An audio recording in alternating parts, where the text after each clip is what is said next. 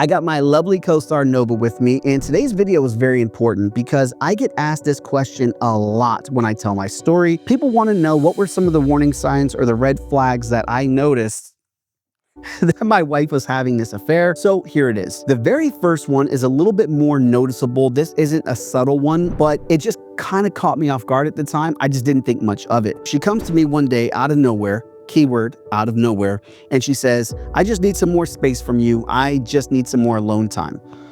I'm thinking to myself, wait, I work 40 hours a week. What do you mean alone time? What do you mean space? You already don't see me a good chunk out of the week. What are you doing? That is so weird looking. So you already have alone time. You need more alone time? After doing some research, I found out that this is actually pretty common. People that are having these affairs or doing something that they shouldn't be doing often create space with the spouse. There's a couple reasons for this.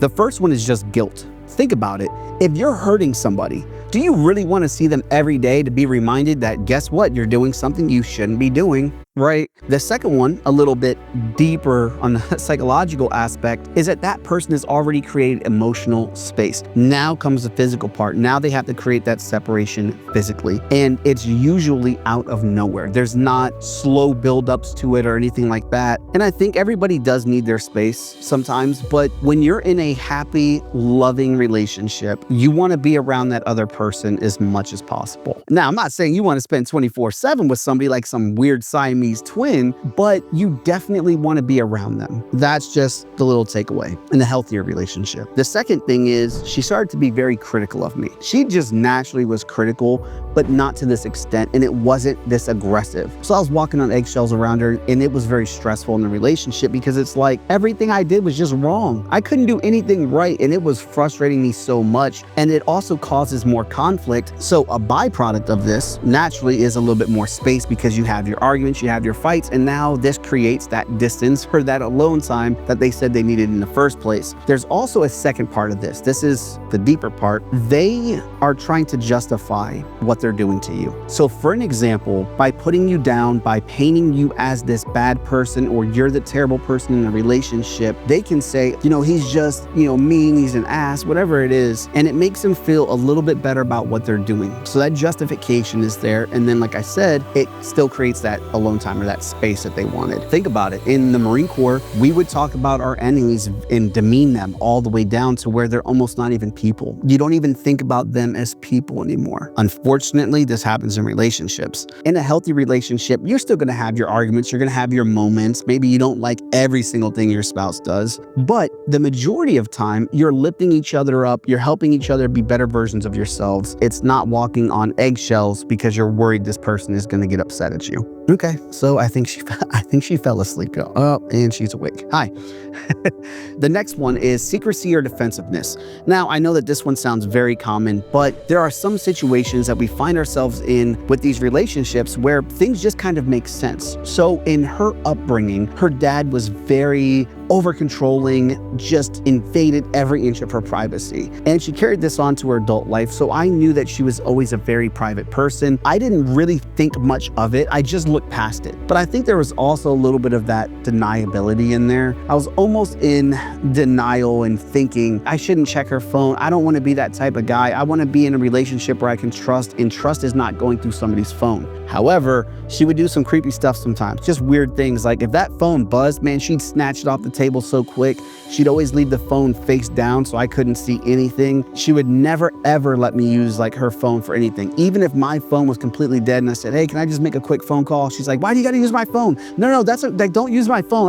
That's my privacy. A little bit over the top. Look out for those small pattern changes because each person in each relationship is a little bit different. Some may be very easy to spot. Like if your wife is always showing you her phone and, hey, look at this funny video I got, and you're watching it together and now she doesn't want to do any of that, could be a red flag, but it's not always that noticeable. So look for small pattern changes. The defensiveness. This was a weird one for me. We would be watching a TV show and she would even bring it up and say like, oh, nobody should ever cheat. That'd be so terrible. Like, how could she do that to him? There's no excuse for that. Meanwhile, she's doing it to me.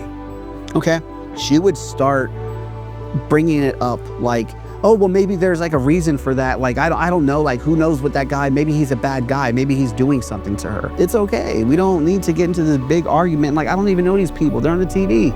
come on now. The last one I'll leave off on, she would start to blame me every day for cheating. I was carrying pallets at work and it had cut my back up pretty good because I was carrying them on my shoulder. And she's like, why are there scratches on your back? You must be seeing somebody. And I'm like, what are you talking about? I'm like, I'm not seeing anybody because there's scratches on my back. I was at work. Meanwhile, she's out there having this affair. So there is some consistency in behaviors from people that are having an affair or doing something behind the other partner's back. Those are some of the most common ones. Those are the ones that I noticed. And what's crazy is I watched a video about it. While she was still alive, I was watching videos and I'm like, that's not my wife though. She would never do that.